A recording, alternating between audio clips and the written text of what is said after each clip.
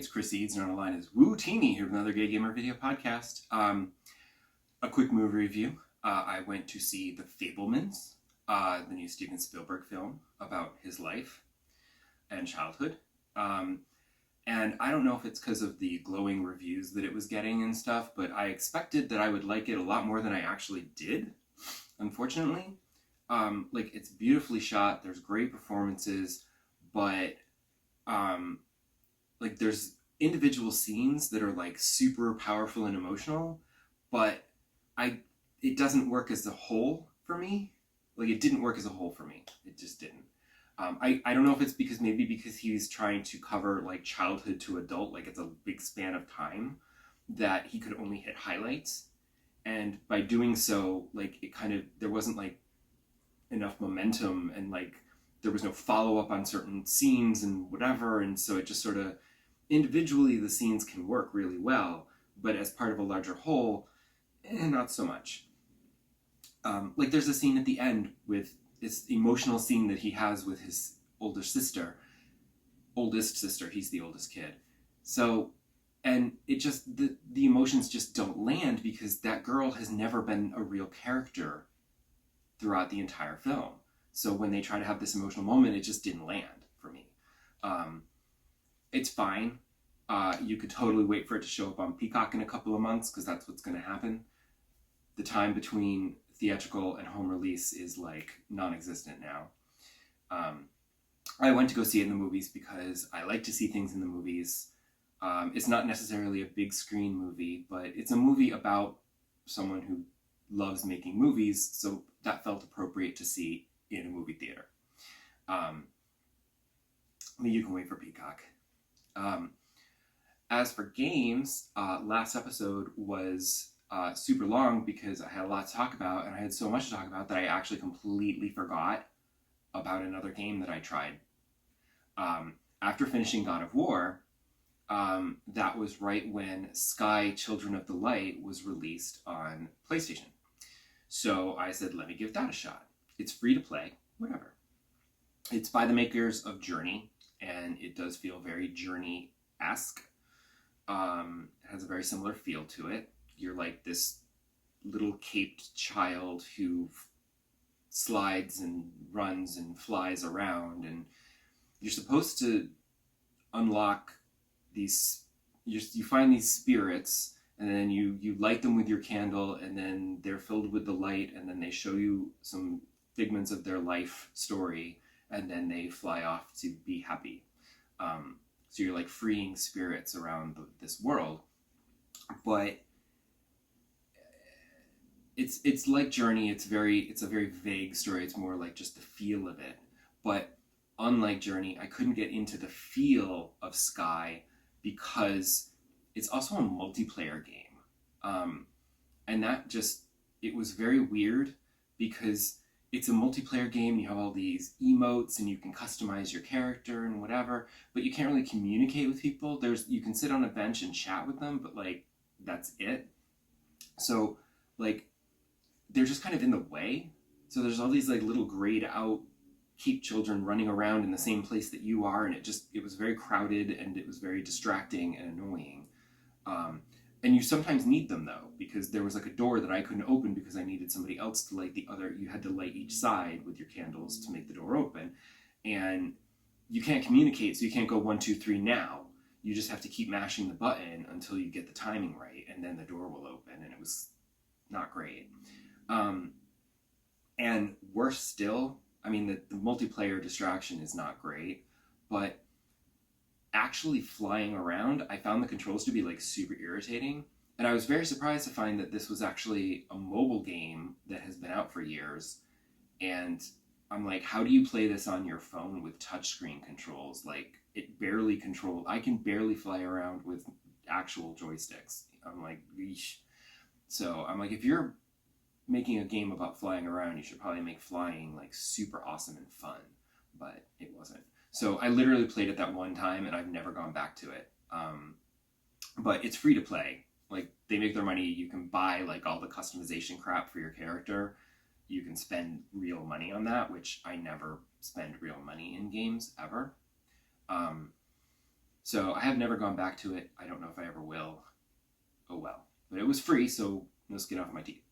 And as I mentioned last episode, I also tried the demo for Forspoken, which I loved the trailer. I thought it looked really intriguing. So when there was a demo, I was like, ooh, let me try this. And sadly, while the season demo made me want to pre-order the game immediately, the Forspoken demo made me go, no, this is a definite wait and see. I give them credit because I get the impression that the demo is like a specially created world. Like it's a whole area that you can explore, and there's like multiple missions and side missions and enemies everywhere, and it's like a whole thing.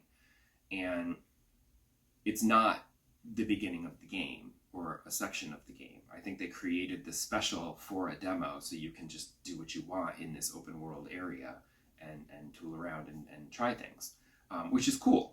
But it doesn't give you enough of a tutorial for what you're doing. Like it teaches you the combat and movement and everything, but it's Square Enix, so there is a lot going on. Like there's equipment, there's upgrades, there's crafting, there's two kinds of magic because some enemies are weak to some and strong to others. So you, depending on the enemy that you're fighting, you'll have to switch your magic sometimes in the middle of a battle. So there's a lot of buttons going on. There's a lot of stuff to keep track of, a lot of numbers, a lot of stats, and I just found it very overwhelming. So it's the kind of thing where I'm like, well, I'm sure when you play the actual game and the different systems and items and things are like parceled out in a more reasonable fashion, like a little here, a little there, then it might be okay. Here you're just getting dumped into it all at once and it's sink or swim. So it's a little overwhelming. But my real problem with the game, combat was fine, but you had this like magic parkour thing that you travel around. You can run around and then you can hold down circle and you'll like skid around on like a sparkly magic platform. And that's great for like just moving quickly, and you can go over, you know, rocks and obstructions and everything, but the world is very vertical and you can't scoot your way up all the way up a cliff or something. Because there was one section where I was fighting a bunch of enemies on a bridge and I got to the boss fight, and during the boss fight, while dodging around, I flew over the side of the bridge and I fell all the way, and it was a long ass way down. So I didn't die. I don't know if that's because the demo doesn't let you die, or if the game is like, if you fall that far, you'll lose most of your health, but you won't actually die. I don't know.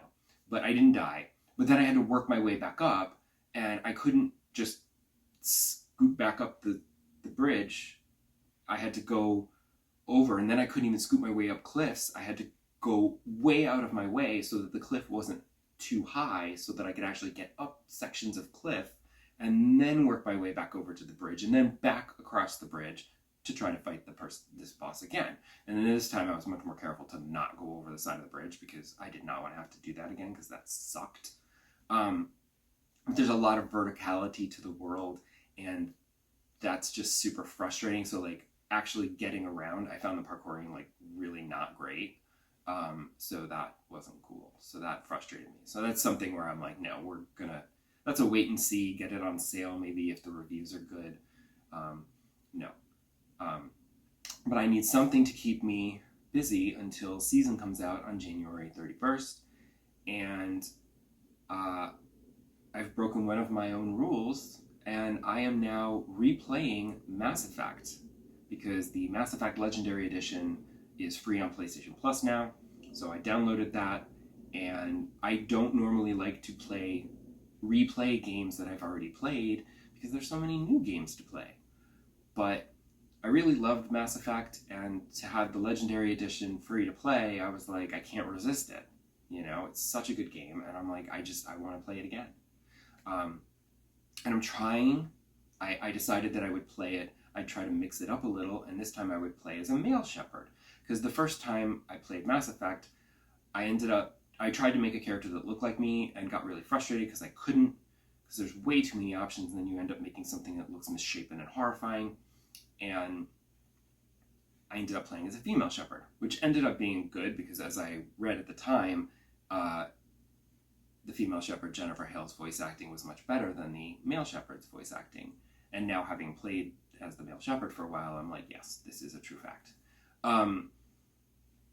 So I said, this time let me play as a male shepherd. So I tried to create something. I, again, tried to make it look like me. It couldn't look like me. And then I gave up, and I said, let's just start the game. But then I saw my character.